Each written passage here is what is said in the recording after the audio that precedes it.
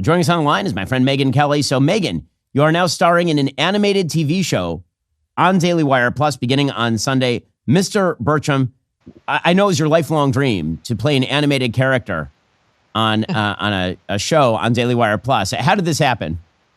I'd like to thank the Academy. Oh, wait, it's not time for that. Yeah, okay. We'll wait until the nominations pour in. It's actually very funny. I have a bone to pick with you, Ben Shapiro. I mean, as somebody who's at the very top of the power ladder at the Daily Wire, if you're going to make a cartoon version of me or somebody that I could play, why couldn't she be like 5'9" with like ample bosom and a teeny tiny waist? My character's a slightly frumpy gal. She's a little frumpy, but I love her. Wendy, we'll see how our relationship progresses. But anyway, super fun project. Love all the guys at the Daily Wire. Adam's been so fun, and this has been a hilarious thing to work on. So it's got a big cast, obviously. It's you, Adam Carolla, Roseanne Barr, Danny Trejo, Patrick Warburton, Kyle Dunnigan, Tyler Fisher, Sage Steele. Like, it's a big cast. So who did you work with the most on the cast when you were actually doing the voiceovers? Literally nobody. That's the weird thing about the cartoon is two guys who are running the whole thing would come see me with their audio equipment. And I started off by saying, you guys, I can't act. This is not my thing. I know how to do the news. I'm very good at assessing what I can and cannot do, and acting's not on my list. They're like, you don't really have to act. You just have to say these lines.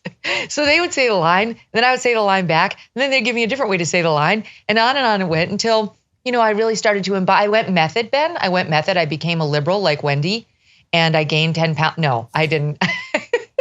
But anyway, that was the fun thing, because then they'd come back the next session and they would show me how they had spliced in Adam's parts and other people's parts.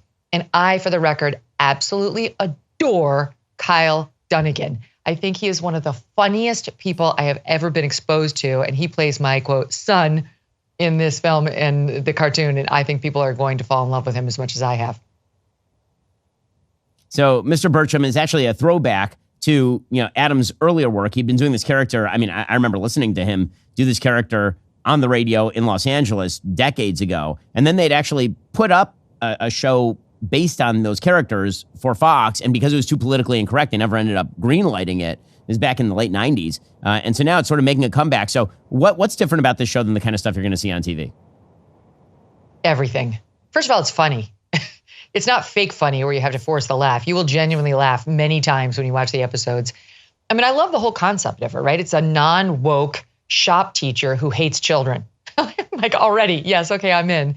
And like his interactions with the sort of DEI head at his school who's running around in a man bun and like a skater guy, those are gold. They're TV gold. They cross every line, right? Every boundary is crossed. All the sacred cows are attacked. And it's just refreshing. It's the way it used to be, like back when we were growing up. Certainly Gen Xers, we didn't have to worry about all this political incorrectness. And we said what we wanted, and we did politically incorrect humor. We made each other laugh. It actually was a way of bonding between the races and the sexes and all of it. And now we've gotten away from that. And I do think it's fomenting real racism, real sexism as a backlash to the overcorrection. So this is sort of where we need to be, where we can lovingly mock one another for anything and everything and laugh at ourselves in the process. So Mr. Birchum is coming out exclusively at Daily Wire Plus beginning on Sunday, May 12th. So Megyn, I do want to turn to some news of the day briefly with you a little bit. So you've been watching in granular detail, I'm sure, the Trump case in New York. The charges themselves are ridiculous. How do you think the case is going for Trump? Does it even matter because it's a New York jury anyway? Well, what do you make of what's going to happen over there? It doesn't matter because it's a New York jury, and the fix really does look like it's in. This Judge Merchant is basically the judge version of Alvin Bragg. I mean, he's another version of Judge Engoron, who gave Letitia James everything she wanted in that civil fraud trial. So it's like, I don't know, everything that they've wanted, they've gotten over on the prosecution side, and everything Trump has moved for, he hasn't gotten. All the rulings have been against Trump. And really the fundamental problem with this case, as I see it, Ben, is this whole contest, this whole discussion about whether Trump violated campaign finance laws should have been over before the case started. That determination is made by one question. It doesn't have to do with dual purpose, as even the right-wing media is going with now. The only question is, It's not whether Trump had a dual purpose in paying off Stormy Daniels, both campaign related and Melania related. The only question is, look at the nature of the payment and ask yourself whether this is a payment that would ever be made for anything other than a political campaign. If the answer is no, it wouldn't, then it's a political contribution. If the answer is, yeah, sometimes it might be, then it's not a political contribution. You look at the nature of the payment, not what was in Trump's head. I don't care that he also wanted to protect Melania. I don't care about any of that testimony. It's coming in droves.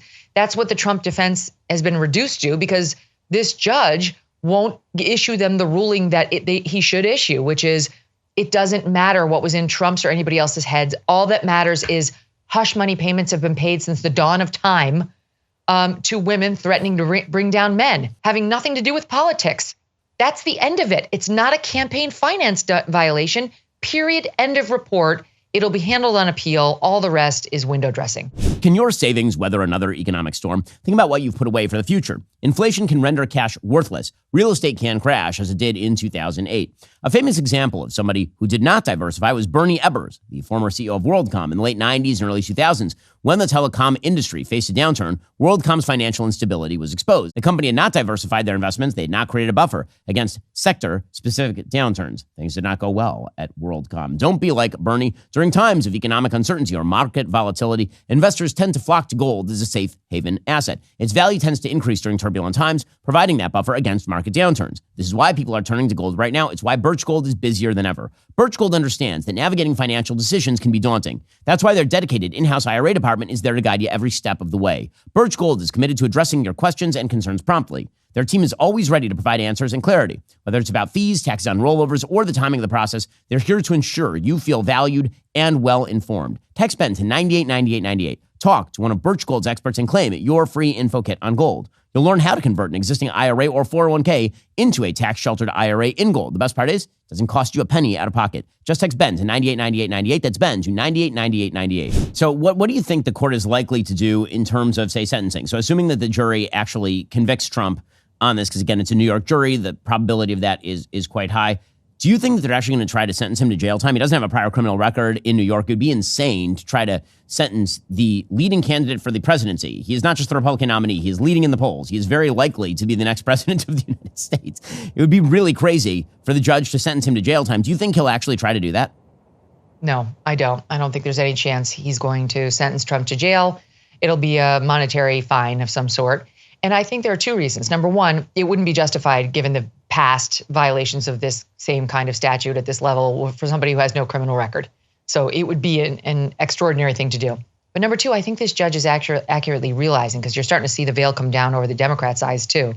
This is helping Trump. And even if a conviction might not help him, if you believe the polls, like some 20% of voters who are Trump inclined still say, I don't know if he's a convicted felon. I don't know if I believe that over this particular case, but let's say they mean it. You throw him in jail over this nonsense, and I think the judge will accurately perceive it's only going to help Trump and hurt the Democrats. And this judge is an obviously open partisan who won't want that.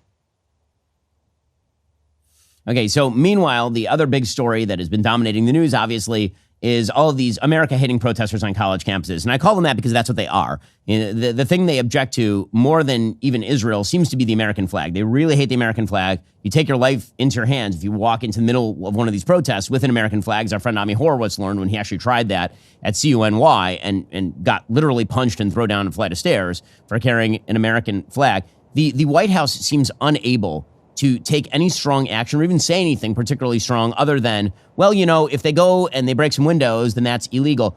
There's really two questions here. One is, we all agree, or everyone should agree, that if you're engaging in criminal activity, you should actually be arrested.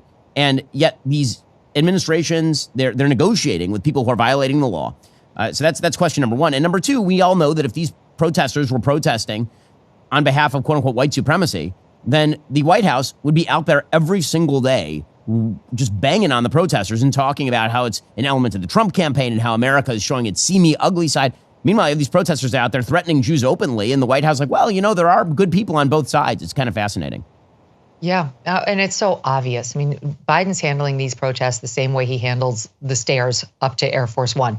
Incredibly gingerly, and he could go down at any moment. And he realizes it. He's very worried about his standing with the youth vote, which Trump is now starting to win, according to more and more polls.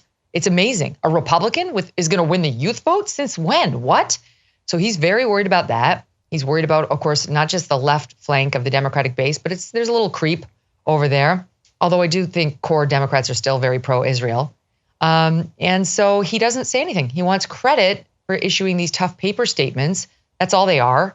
His heart isn't in it. Or if his heart is in it, we have no reason to know that because he hasn't shown any sort of the passion that he showed in response to Charlottesville when he thought Trump handled it wrong. I mean, this has been Charlottesville every other day, and he doesn't seem to care. And so for me, I'll tell you, I look at this like I'm very inspired by guys like you guys retweeted this guy. I think he was on Harvard. Was it Harvard or MIT? The Jewish guy who was like, I know I will not pretend I'm part of the problem. Why aren't you stopping them? Make my way. I clear my way so I can go on my campus. Inspired by guys like that. That's the way forward. The fraternity brothers at UNC Chapel Hill who hoisted back up the American flag. This is what we stand for. This is who we are. I think as far as government goes, we're on our own. Those are the people we have to look forward to solve this because nobody else is going to do it. And then on the other hand, there is the separate issue if you take the safety of Jews out of it, which I realize is a big thing to remove. But there is some pleasure, is there not, in seeing like Columbia get all sad about the fact that they've had to cancel their graduation? Like, oh, boo-hoo. You know, you and I, 5 years ago, 10 years ago, never would have sent our kids to Columbia. We know what's happening there. Maybe not Jew specific, but we know what their beliefs are. We know they hate America. So I am having trouble like feeling bad for them that they're canceling the graduation. I hope this is a real wake-up call to all Americans who love our country. Don't send your kids to these universities. Yeah, we should have our Congress actually cut funding to these universities since they're all just little activist training centers.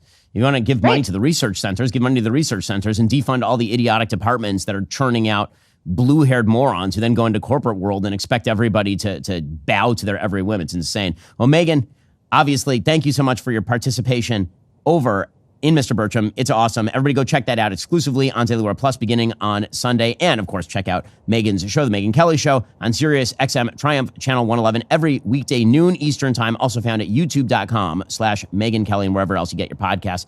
Megyn, great to speak to you. Thanks, Ben. Great to see you, as always. Are you tired of the lies and the twists of the mainstream media talking points? Yeah, me too. Join me in my newest series, Fact, where I dismantle and bring truth to this tiring mainstream agenda.